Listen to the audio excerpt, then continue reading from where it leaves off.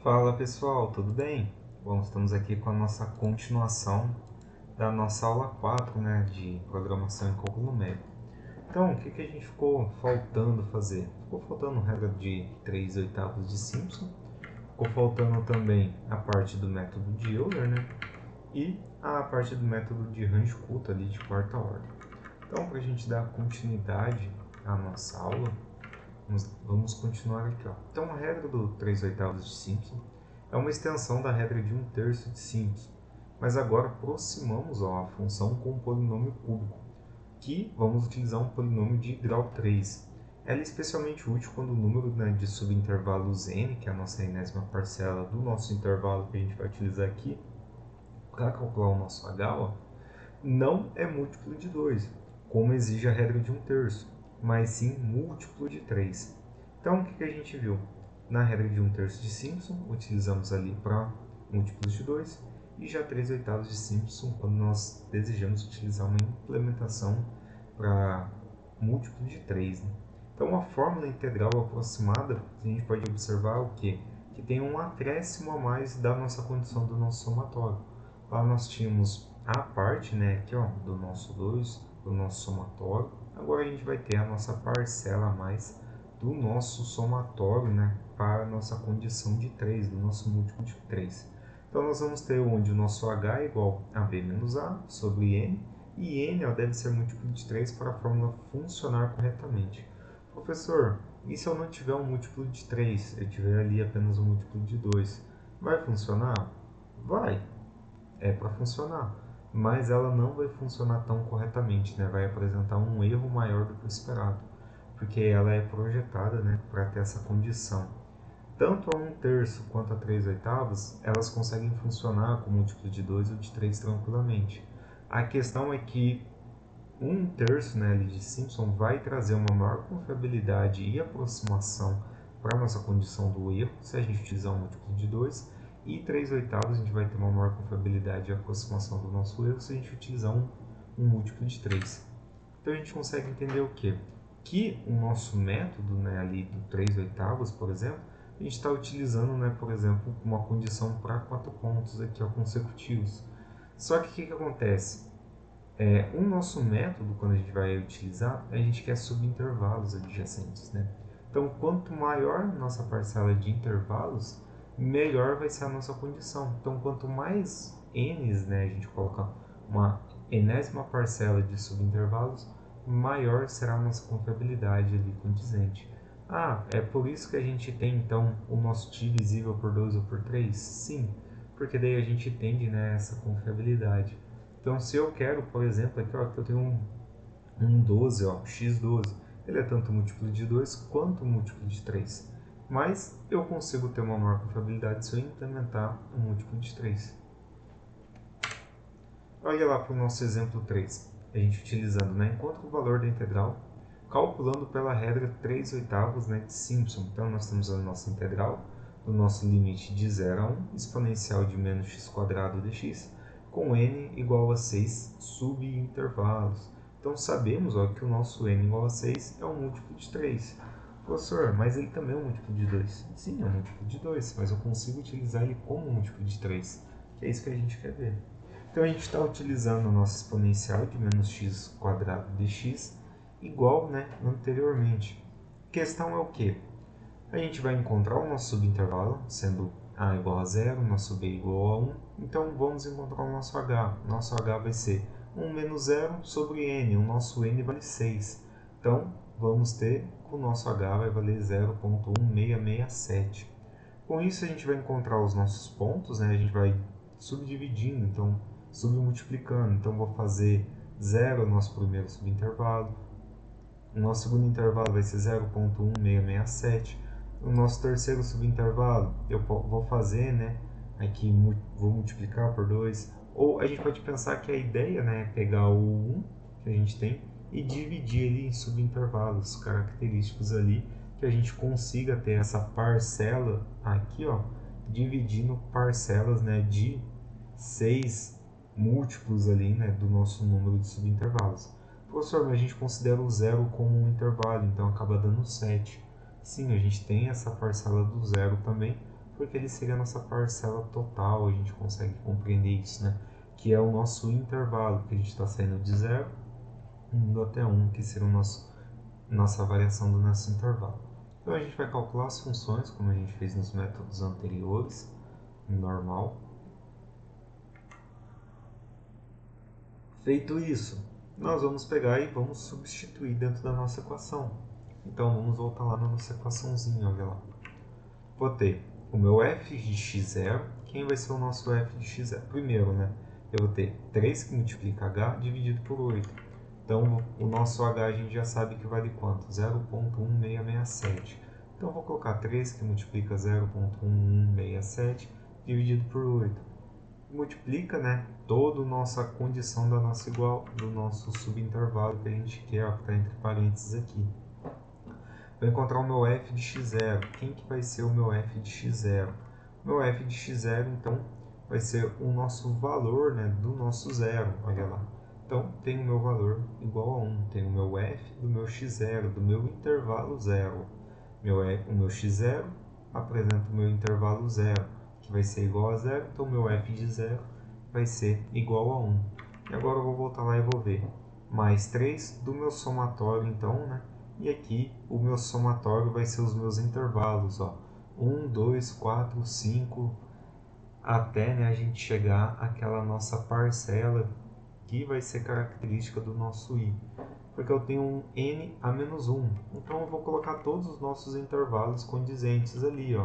Então eu tenho 1, 2, 4 e 5. Então eu vou colocar os nossos intervalos de 1, 2, 4 e 5 dentro do nosso somatório, né? Dentro da nossa condição do nosso somatório.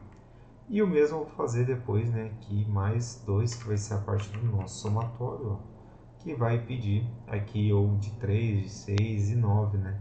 Mas como nós temos a nossa parcela do nosso subintervalo, que a gente está trabalhando, né? Então a gente vai utilizar aqui a nossa parcela, ó, do nosso x de 3, beleza? Mais 0,3679, que é a parcela, ó, do nosso subintervalo de 1, que é o que está pedindo o nosso f de xn aqui. Então, fazendo isso, somando tudo, nós encontramos o nosso resultado final. Jogando lá, né, no nosso programinha que nós fizemos lá em Python, no nosso Colab, a gente pode observar o quê? Que a aproximação que nós fizemos, ó, deu 0,7468. Aqui a gente calculou, deu 0,7440, né? Tá mudando as casas decimais. Então deu uma aproximação maior porque o software acaba trabalhando com mais casas decimais. Só que se a gente observar 0,7468, vamos comparar com outro intervalo. 0,7469, 0,7430. Então, conforme a gente aumenta, né, a nossa parcela de subintervalos, professor, mas aqui, ó, deu n igual a 4. Deu um número, né, uma aproximação um pouco melhor, ó, 7469. E lá deu 7468. Tá muito semelhante, né? Uma casa decimal. Uma casa decimal pode fazer diferença na aproximação. Mas a gente consegue ver, né, a confiabilidade dos métodos. Então a gente chega no nosso método de Euler. O que é importante antes da gente ler aqui, a gente entender o que seria o nosso método de Euler. Seria importante a gente entender aqui no nosso método de Euler que ele vai existir, né, para uma condição de capacidade da gente transformar problemas que nós temos contínuos, né, ali, de tempos contínuos, para problemas discretos, né? A gente comentou isso na nossa primeira aula. O que isso vai fazer? Permite para a gente, né, que a gente consiga resolver algo que seria analógico para uma condição, né, digital. A gente consegue pensar assim. É uma ideia, né, da gente conseguir compreender melhor. Só que eu consigo resolver um problema que antes eu tinha de uma forma analógica, que seria um problema contínuo que eu estou expressando, que me daria equações ali diferenciais, EDOs, né, complexas de resolver, de uma forma numérica um pouco mais fácil. Então a gente consegue ter uma precisão do nosso método, né, de desempenhar o nosso tamanho do nosso passo que a gente está resolvendo o nosso problema. Então o que eu estou querendo dizer para vocês? Que quando eu quero pegar e fazer análise de erro dentro do meu método de Euler, é importante eu sempre lembrar que, assim como todos os métodos, possuem limitações, né? Mas ele vem trazer para a gente uma natureza de uma condição, de uma função que tende a uma aproximação, tá? Assim como a gente busca uma condição de estabilidade dentro do método de Range-Kulta, que a gente vai ver de quarta ordem, né? O método de Euler está sendo considerável estável quando a gente olha para as equações diferenciais, né, que a gente tem ali para problemas contínuos e quer transformar, né, essas condições dentro de um crescimento exponencial, por exemplo, para representar, né, soluções mais rápidas. Então, o método de Euler é frequentemente utilizado devido à sua simplicidade e eficácia em problemas onde soluções analíticas são difíceis de obter. Então, o método de Euler é uma abordagem simples para resolver equações diferenciais ordinárias, as EDOs, da forma, né, por exemplo, dy dx igual a f1 de x, y e z, dz dx igual a f2 de x, y, z. Então, essa parte, né, da ideia de aproximar a curva da solução, usando pequenos passos, né, por exemplo, retangulares, o que a gente está fazendo? A gente quer encontrar, né, uma determinada área e a gente está fazendo pequenos retângulos, né, ali, utilizando uma forma de figura geométrica para definir uma área, definir um valor, né, característico dentro de uma curva. Não só disso, né, de um crescimento que a gente quer, né, de uma variável. Então, nós vamos ter o nosso y de n mais 1, que vai ser igual ao nosso yn mais h, que multiplica o nosso f de xn yn. Então, o nosso yn vai ser o nosso valor atual da função, o h é o nosso passo que nós já conhecemos, né? Que a gente vai ter o nosso intervalo característico ali, né, de b menos a sobre n, que é o intervalo entre os pontos, e o nosso f de xn yn, que são as derivadas da função, né, da nossa taxa de variação. Então, uma observação aqui, quanto menor o passo do nosso h, né, mais precisa a aproximação, mas o tempo, né, de cálculo também aumenta. Então, conforme, né, eu tenho uma precisão maior, aumenta também a minha quantidade de cálculo, aumenta o meu tempo proposto, né, para desenvolver o meu cálculo. Mas nós temos aqui, ó, um exemplo 4. Resolva a equação diferencial utilizando o método de Euler. Aqui a gente já fugiu um pouquinho, né? Só que eu tenho a minha equação diferencial que traz uma solução para a nossa exponencial menos 2x, que é a exponencial que a gente está trabalhando na aula. Então eu tenho um dy dx igual a menos 2y com y0 igual a 1. Então essa derivada, né, condiz aqui com a minha solução exata do meu y de x igual a exponencial de menos 2x. Então a primeira coisa, vamos definir os parâmetros. Então eu tenho um f de xy igual a menos 2y, um y de 0 igual a 1, que foi apresentado, e tenho os meus intervalos, né, que x pertence aqui de 0 até 1, e o meu passo do meu h vai ser 0,2. Então, encontrando, né, aqui, ó, para cada ponto, né, n, usamos um y de n mais 1 igual a y de n mais h, né? Então eu consigo fazer isso daqui, por exemplo, utilizando o Excel. Eu vou pegar, vou jogar a minha equação, eu tenho y de n mais o meu h, que multiplica menos o meu valor, né, que eu tenho aqui de menos 2y, que multiplica n. Então, simplesmente eu vou pegar os meus intervalos. Eu tenho os meus subintervalos que vão de 0 até 1. E o meu passo é de 0,2. Então, eu vou ter os meus subintervalos que eu vou encontrar, né, para o meu valor. E através disso eu vou pegar, vou colocar o meu y de n, né, que eu tenho, o meu valor de y de n. Vou colocar, né, o meu y de x aqui do meu valor. E através disso eu consigo encontrar o meu erro. E eu consigo resolver essa equaçãozinha aqui, ó. Eu só vou montar a equação no Excel, por exemplo, e eu consigo, né, copiar a célula e eu já consigo encontrar o valor do erro condizente. Então, com isso eu consigo também plotar um gráfico, né, ali dentro da minha solução. E daí dá para ver, né, o método de Euler que a gente calculou com esses valores, ó, calculados, sendo na cor vermelha, e eu tenho a minha solução exata, que seria a aproximação ideal, condizente, né, com o nosso erro esperado. Então a gente consegue ter, por exemplo, vantagens de ser uma simples implementação, que que dá para utilizar ali, né, um Excel, que é fácil de se utilizar. Dá para calcular na mão, podemos calcular. Simplesmente a gente vai ficar mudando valores, né? Eu vou colocar o meu y de n 1 aqui, ó, mais o meu h. O meu h a gente já viu que vale 0,2, ó, que é o nosso passo. Que multiplica menos 2, né? Que está multiplicando o meu h de n. Meu h de n vale 1, então eu vou ter 1 mais aqui 0,2 que multiplica, né, menos 2 vezes 1.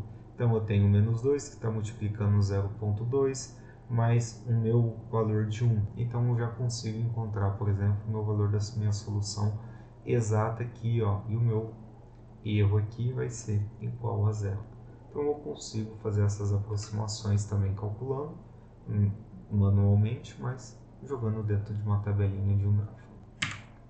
E então nós chegamos no nosso método de Runge-Kutta, né, de quarta ordem.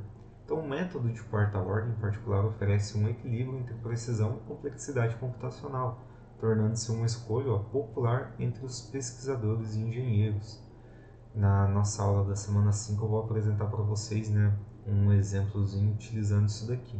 Então o método de Runge-Kutta oferece uma maneira robusta de abordar esses problemas, permitindo, né, que os pesquisadores obtenham soluções aproximadas com um nível de precisão que é frequentemente suficiente para aplicações práticas. Uma das principais vantagens do método é a capacidade de lidar com equações diferenciais não lineares que são comuns em muitos fenômenos naturais. Então, uma ideia aí, né? Uma dinâmica de crescimento populacional, um percurso, né, de trajetória de propulsor, né, de um deslocamento de massa, a gente consegue utilizar o método de Runge-Kutta, mas a gente vai ver um exemplo mesmo ali na nossa aula das semanas. Então, ó, o método de Runge-Kutta, né, de quarta ordem, é uma melhoria significativa em relação ao método de Euler. Ele aproxima a solução de uma equação diferencial da nossa forma do nosso dy dx, né, do nosso f de x, y. Então a essência daqui é a gente calcular nas estimativas que a gente quer. Então o erro que a gente teria, né, da nossa ordem, ele tende a ser menor do que se comparar com o nosso método de Euler.